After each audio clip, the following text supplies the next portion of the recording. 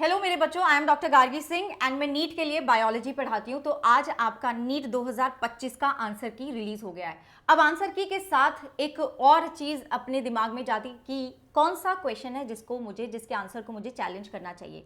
तो मैंने कमेंट में देखा बच्चों ने कुछ क्वेश्चंस को बोला हुआ है कि मैम इस क्वेश्चन की आप क्लैरिटी दे दीजिएगा। कुछ 3-4 क्वेश्चन थे बच्चों जिसको लेके आप कंफ्यूज हो। हाँ, उसमें फिग वाला क्वेश्चन भी है, गॉल्जी वाला क्वेश्चन भी है। ठीक है, सारे क्वेश्चंस का मैं यहाँ पे आपको जवाब देने वाली हूँ।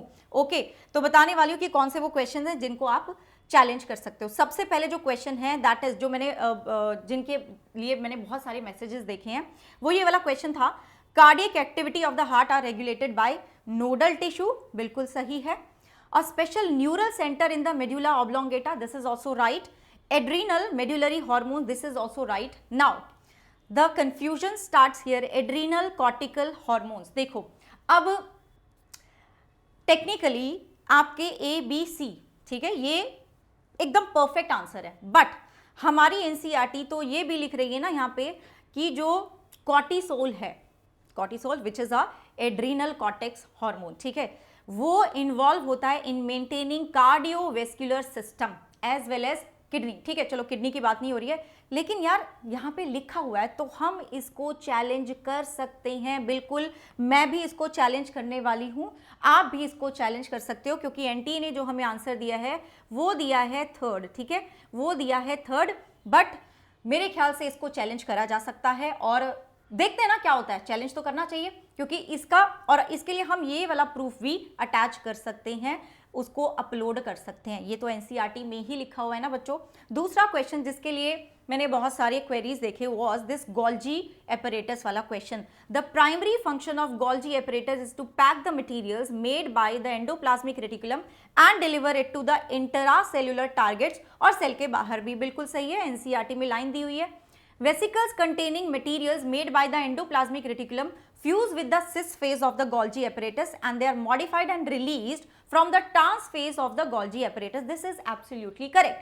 दोनों लाइन सही है और एनटी ने इसका आंसर दिया है 3, विच इज कि दोनों की दोनों आपके स्टेटमेंट सही हैं और ये सही एक्सप्लेनेशन भी है। अब यहाँ पे बच्चों को जो प्रॉब्लम आ रही है कि मैम ये कैसे सही इसका एक्सप्लेनेशन हो सकता है, देखो बच्चों यहाँ पर जो हमें देखना है कि जो प्राइमरी फंक्शन है गोल्जी एपरेटस का वो क्या है, पैक करना मटेरियल्स को, जो कि कहां से आ रहे हैं, एंडोप्लाज्मिक रेटिक्यूलम से आ रहे हैं।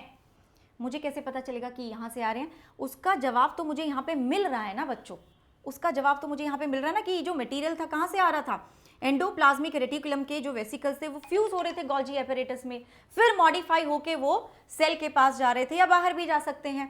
So this is absolutely correct. ठीक है, मुझे नहीं लगता इसको चैलेंज करके कुछ फायदा होने वाला है, अपने 200 रुपए वेस्ट होंगे, तो मेरे ख्याल से इसको चैलेंज करने की जरूरत नहीं है। But if you feel like you can go ahead, है ना बच्चों। अब एक क्वेश्चन जिसको मैंने बहुत सारे और कमेंट्स देखे कि मैम इसका आंसर 1/4 क्यों है। अब जरा इस क्वेश्चन को समझना मेरे साथ। With the help of the given pedigree, ये आपको पेडिग्री दिया हुआ है, and you have to find out the probability of the birth of a child having no disease, कोई बीमारी नहीं है उस बच्चे को, लेकिन वो बच्चा कैरियर है।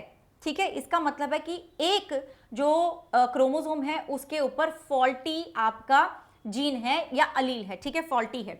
So there is mutation in one of the allele of the gene, एक क्रोमोसोम हमारा फॉल्टी है। ओके, F3 जनरेशन में हमें ये देखना है। अब जरा इस क्वेश्चन को देखो, अगर मैं ये पेडिग्री को पढ़ती हूं ना, तो सबसे पहली चीज तो जहां पे आपको कंफ्यूजन हो रहा है कि ये ऐसे नहीं ऐसे होना चाहिए, सबसे पहली चीज, हर एक बच्चे को तो नहीं पता चलेगा कि ये एक्स लिंक्ड का केस है। पेडिग्री में हम एक्स लिंक्ड इनहेरिटेंस पढ़ रहे हैं, कुछ बच्चे गलत भी करेंगे। अब मुझे कैसे पता चल रहा है कि एक्स लिंक्ड है? जिन बच्चों को पता चल गया, वेरी गुड। देखो बच्चों, यहां पर ये जो सारा का सारा शेड करा हुआ है that is a affected individual. ठीक है, अफेक्टेड फीमेल है। अब ये जो थे, जो मेल थे जिनसे शादी हुई, वो बिल्कुल स्वस्थ हैं, उनके पास ना तो ये कैरियर हैं और ना ही इनको कोई बीमारी है, तो ये बिल्कुल स्वस्थ है। तो मैं इनको, अभी मैं कुछ नहीं बोल रही कि ये एक एक्स लिंक्ड है या फिर ये ऑटोसोमल है, I am not saying anything now. उसके बाद जो बेटियां हुई, दोनों जो बेटियां हुई वो क्या थी, कैरियर थी। देखो ये क्या है, कैरियर, एक डॉट जो होता है ना दैट इज कैरियर। अब कैरियर बेटियां हुई, ठीक है। अब यहां से मुझे नहीं पता चल रहा कि भाई ये क्या हो सकता है। अब देखो, लेकिन इसके बाद तुम बहुत अच्छे से पक्का बता सकते हो कि ये एक्स लिंक्ड इनहेरिटेंस है। यहां ये कैरियर थी, ठीक है। अब ये फीमेल कैरियर थी, इनकी शादी हुई एक नॉर्मल मेल के साथ, उनको कोई बीमारी नहीं है। जब बच्चे हुए, बेटा हुआ, तो बेटा अफेक्टेड था। Why, how is that possible? क्योंकि मदर कैरियर है, मदर के पास पक्का एक एक्स क्रोमोसोम फॉल्टी है, वो फॉल्टी क्रोमोसोम गया बेटे के पास, ठीक है। और जो बेटा था वो तो एक ही एक्स क्रोमोसोम से अफेक्टेड हो जाएगा। एंड यहां पे देखो, ये मदर कैरियर थी, आगे इनकी बेटियां हुई, तो दोनों की दोनों बेटियां क्या हो गई? कैरियर हो गई। This is possible. अब ये क्लियरली मुझे बता रहा है कि ये एक्स लिंक्ड ही इनहेरिटेंस है। अब पूछ रहे हैं कि भाई बताओ इसमें क्या होगा। अब यहां देखो, जो फीमेल हैं और जो मेल हैं, फीमेल कैरियर हैं, तो अब मैं इसका जीनोटाइप क्या लिख सकती हूं? मैं जीनोटाइप लिखूंगी XA और दूसरा X है, नॉर्मल X है, ठीक है। और यहां पर इसी केस को मैं ऐसे लिख दूंगी, ठीक है, XA और Y तो नॉर्मल ही है यहां पे। अब इसका हम पुनेट स्क्वायर चेक जब बनाते हैं तो कैसा होगा? ये मदर हैं, ये फादर हैं।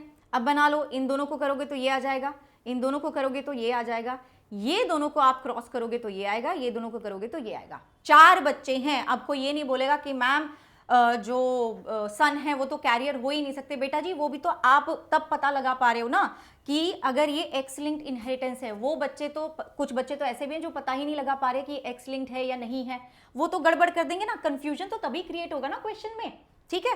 तो चारों बच्चों में से देखना पड़ेगा तुम्हें कि कितने बच्चे कैरियर होने वाले हैं, तो 1/4 ही कैरियर होने वाले हैं। दिस इज एब्सोल्युटली राइट, कोई फायदा नहीं है यहाँ पे इसको चैलेंज करने का, ठीक है। अब फाइनली एक सबसे ज्यादा controversial question, and that is fig fruit is a non vegetarian fruit and it has enclosed fig wasp in it.